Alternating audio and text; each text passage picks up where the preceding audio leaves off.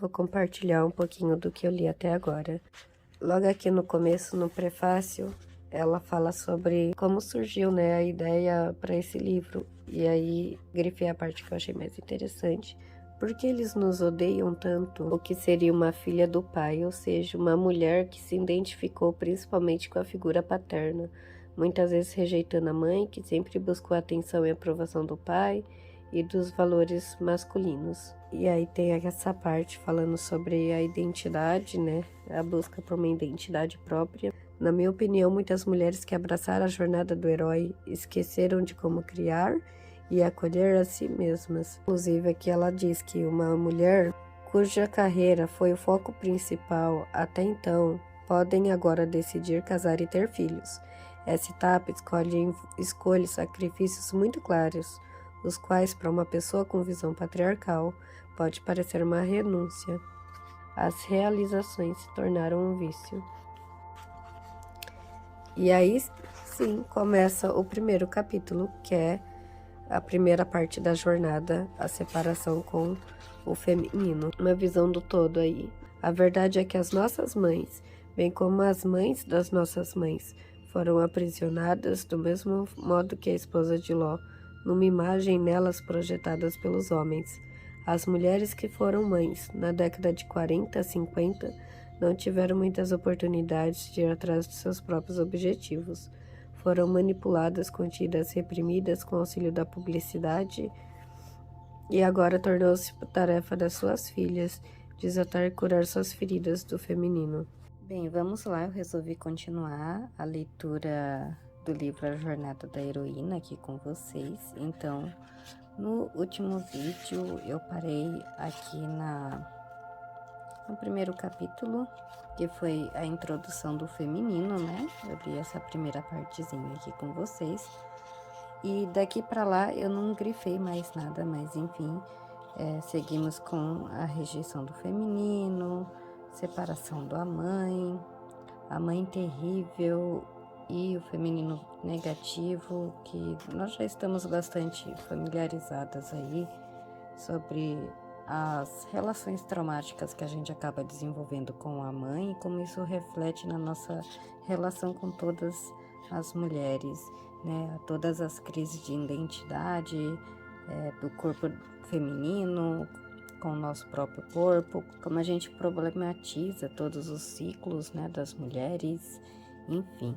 E aí vem a identificação com o masculino, que também, como filhas do pai, do patriarcado, a gente acaba se tornando aí machistas, né, culturalmente. Tem o pai como uma figura forte, né, de idealização, enfim, de lealdade, de conquista, e aí a gente acaba buscando essa aprovação constantemente no universo masculino.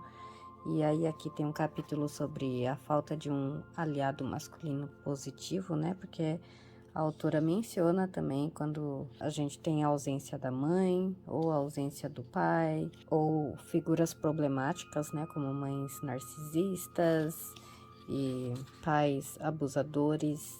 Aqui a gente reflete bastante sobre a nossa infância, a nossa relação com os nossos pais nessa parte. Aí a gente vem pro terceiro capítulo, que é confrontando ogros e dragões, que é o momento que a gente acaba lidando com as obstruções do mundo racional, enfim. Aí entra no mito da dependência, quando a gente pensa que precisa dar conta de tudo, o mito da inferioridade feminina, o mito do amor romântico. Ela conta aqui a história de Psique e Eros, que eu achei maravilhoso ter essas historinhas. E aí a dádiva ilusória do sucesso com a mística da supermulher, a síndrome da impostora, o mito de nunca ser suficiente e aquele poema maravilhoso que eu compartilhei aqui com vocês, Mulheres Fortes Podem Dizer Não. E eu gosto de destacar esse parágrafo que ela diz: uma mulher forte É uma mulher em cuja cabeça uma voz fica repetindo: eu te disse, feia, garota má, megera, chata, estridente, bruxa, castradora, ninguém vai te amar de volta, porque você não é feminina, porque você não é delicada, você não é quieta, porque você não está morta. E aí ela finaliza com: uma mulher forte é uma mulher fortemente amedrontada. Eu chorei muito lendo esse poema, de verdade. Uma mulher forte é uma mulher que sangra por dentro. Uma mulher forte é uma mulher que anseia por amor. Uma mulher forte é uma mulher que ama fortemente, chora fortemente e está fortemente aterrorizada e tem necessidades fortes. O que a conforta é que os outros a amem, igualmente pela força e pela fraqueza de onde ela emana. Lindo, lindo. E aí vem a sensação de ter sido traída. Eu também me identifiquei muito. A aridez espiritual. Ela conta essa história aqui da traição do pai, da Ifigênia, e chega nesse capítulo, traída por Deus. Só vou destacar esta parte aqui, que eu também me identifico muito. Ela fala o seguinte: Deus sempre foi retratado como um homem. Deus é um homem. Como eu posso estar em pé de igualdade com os homens, se Deus é um homem? Sinto que fico tão estressada porque eu estou sempre preenchendo o meu tempo com trabalho, porque minha autoimagem como mulher é negativa. Eu estou sempre me comparando com o filho amado. Nos últimos 5.000 anos, a cultura tem sido definida em grande parte por homens, que têm uma abordagem da vida orientada para a produção, o poder e a dominação. Os homens eram grandes no Egito Antigo, na Grécia e em Roma, grandes na Idade Média, no Renascimento.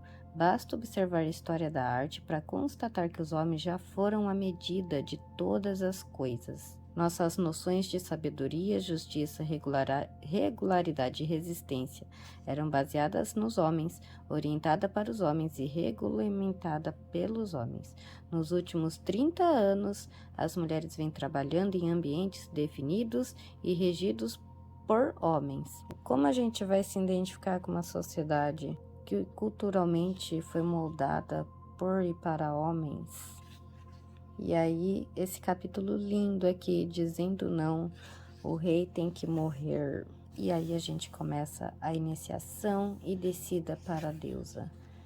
Quando a gente vai se encontrar aí nessa viagem pelo submundo, buscar fragmentos perdidos da nossa alma, do nosso corpo, curar a nossa relação com a mãe. E aí ela traz várias histórias aí sobre Deméter, a descida de Inanna, o sofrimento consciente e o retorno. E aí agora eu estou neste capítulo 7, o anseio urgente de reconexão com o feminino. Quando a mulher já realizou a descida e rompeu sua identidade como filha espiritual do patriarcado, surge um desejo urgente de se reconectar com o feminino, seja com a deusa, a mãe ou sua criança interior. Ela sente o desejo de desenvolver aquelas partes de si mesmas que foram para o subterrâneo na busca heróica. Seu corpo, suas emoções, seu espírito e sua sabedoria criativa. Durante a Idade Média, em especial a partir da Revolução Industrial e da deidificação da máquina, o corpo físico, tanto das mulheres quanto dos homens, assim como a Mãe Terra, sofreu e ainda sofre abuso sexual e físico. Foi levado para além dos limites de força e resistência e obrigado a se moldar às expectativas culturais de tamanho, formato e beleza, em nome dos interesses da ganância humana. Tabus culturais religiosos, da menstruação, do parto, da menopausa, se refletem em estatísticas de casos de estupro, incesto e pornografia. A sacralidade do feminino, o reconhecimento da sacralidade foi perdida quando as pessoas começaram a adorar os deuses paternos. Vamos lá, gente, terminando então a leitura aqui do diário da jornada da heroína. Eu tinha parado aqui nessa parte sobre a sexualidade feminina, né? Como ela fala de como os homens tentam controlar, né, a nossa sexualidade e toda essa relação problemática que a gente acaba desenvolvendo com o nosso corpo e com o sexo, enfim, e como isso acaba afetando aí a nossa saúde sexual, né? O feminino como criador, Oxum, e a mulher em transformação. E aí entra no capítulo 8, curando a ruptura mãe e filha. E ela fala também de filhas sem mãe, no caso, quem perde a mãe ainda na infância ou na adolescência, a nossa relação conflituosa com a maternidade, a busca pela mãe pessoal ou figuras femininas, né, maternas, figuras maternais. E aí o nosso encontro aí com a mãe natureza e com a comunidade, quando temos uma avó como guia, a mulher como criadora de mitos. E ela fala aí da origem das imagens de deusas antigas, a mulher do sonho sombrio e recuperando o poder do feminino. Para, enfim, no capítulo 9, encontrar o homem interior com o coração. Ou seja, a gente cura então a nossa relação com o feminino para depois curar o masculino ferido. E aí, esse é um estágio que muitos homens e mulheres se encontram, né, atualmente. Eu pensava que a jornada da heroína terminava com a cura do feminino. E não, me surpreendeu muito esse capítulo falando da cura do masculino desconectado.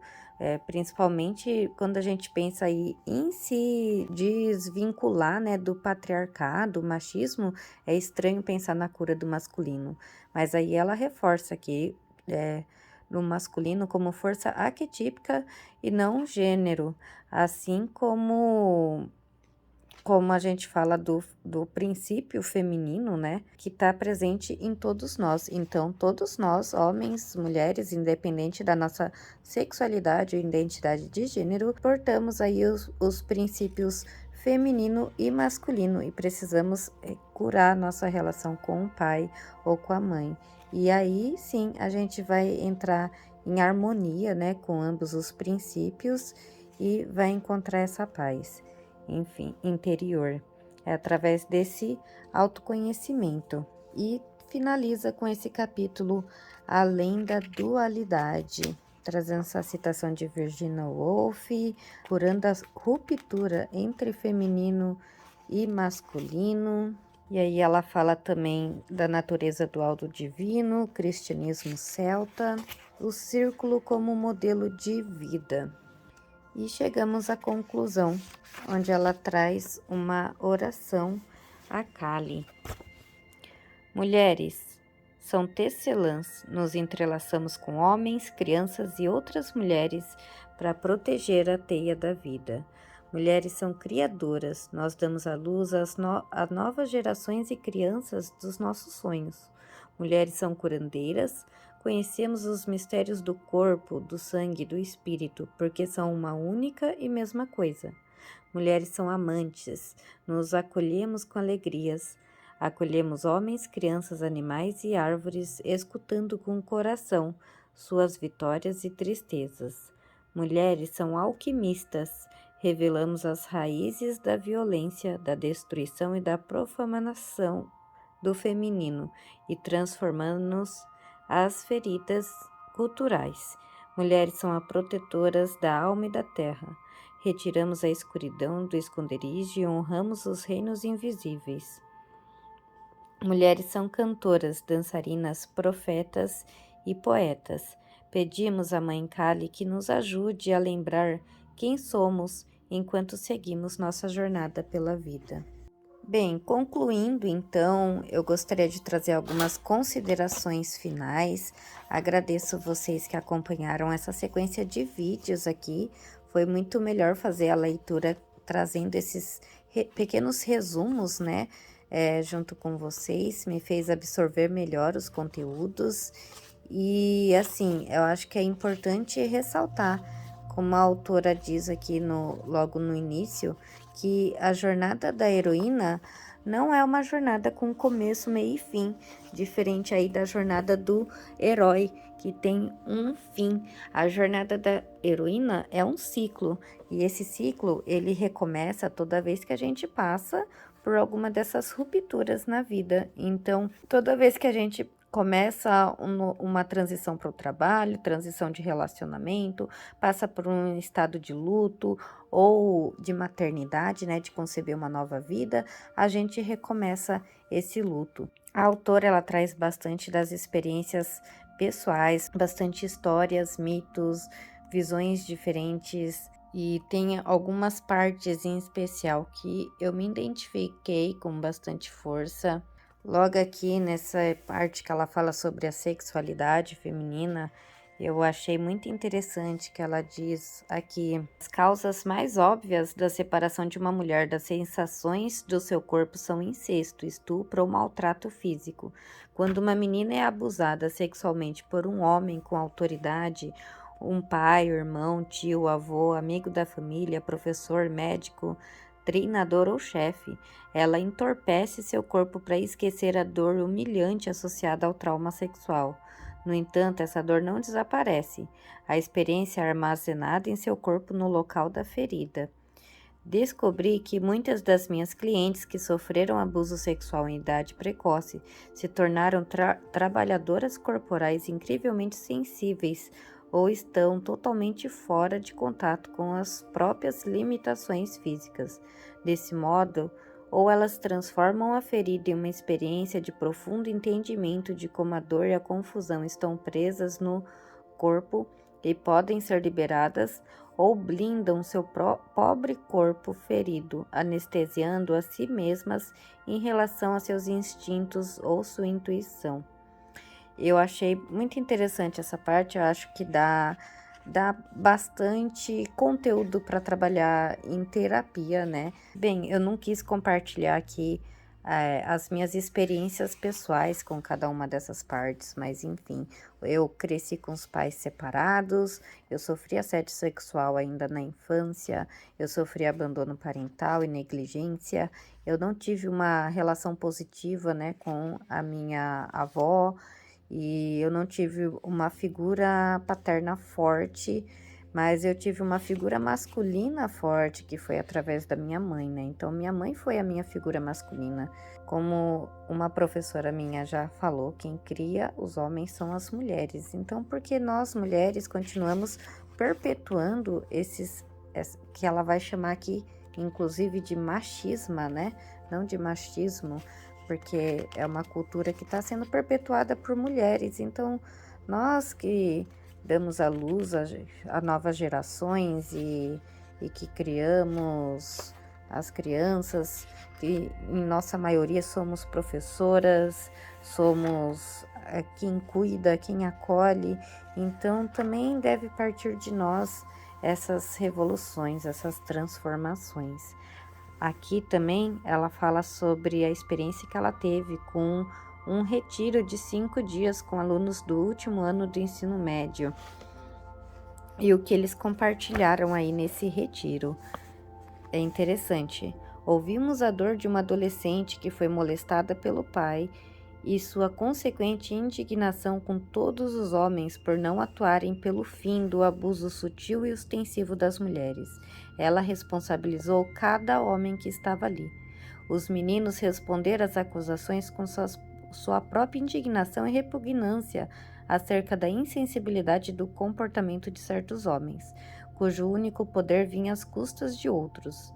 Eles também expressaram medo e vergonha por não saberem como intervir, além do temor de serem categorizados como machos abusivos.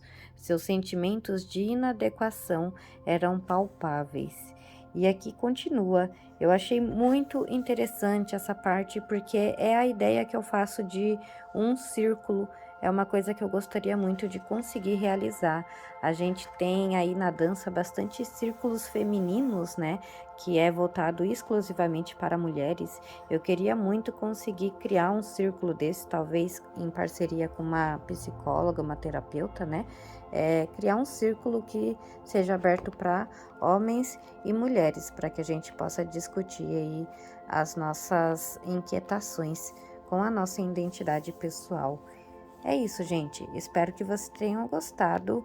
Não deixa de comentar aí as suas impressões pessoais e muito obrigada.